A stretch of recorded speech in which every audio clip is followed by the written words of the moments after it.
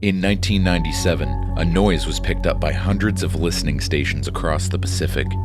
It was named the bloop. The bloop was an incredibly low frequency and organic in nature.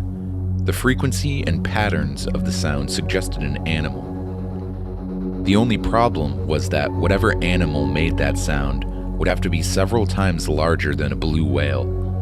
It was thought that the bloop was caused by shifting glaciers, but we know better now. It was part of an expedition 700 miles off the coast of Chile. We were locating and tagging local wildlife, nothing special. We had a deep sea submersible on hand. I was manning the submersible this time. I launched and sank. A couple hours later, I reached the seafloor and began buzzing around. Typically, on the seafloor, you don't see much of anything. It's practically a desert, complete with sand dunes and all.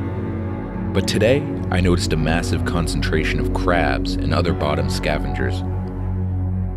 It seemed like they were all heading in one specific direction. I requested permission to find out what they were marching to, then followed the trail of crabs and isopods. I followed them for roughly an hour before I came to a trench. This trench was relatively small, nowhere near the size of the Marianas Trench.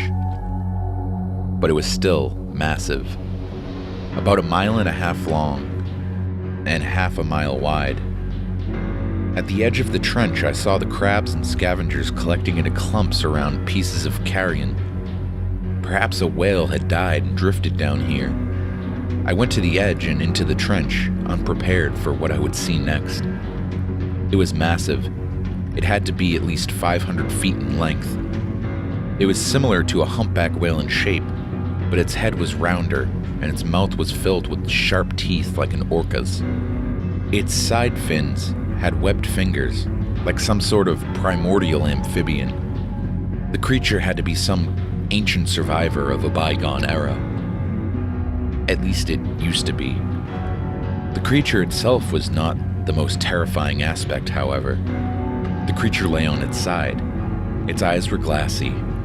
I could see swarms of crabs and other deep-sea creatures picking at it. As I moved the submersible sideways across the length of the Leviathan, I noticed something that gave me chills. The midsection of the beast was torn almost in half. Marks that were all too obviously left by teeth of staggering proportions were clearly seen. The scars of a titanic struggle. The creature, as incredibly large as it was, had been killed by something much, much bigger. Now I know that the bloop was not caused by a glacier movement. There are creatures out there of biblical proportions, Leviathans in the most literal sense. Only 5% of the Earth's oceans have been explored. I fear that we are in for a shock at what lies in wait for us when we start exploring the other 95%.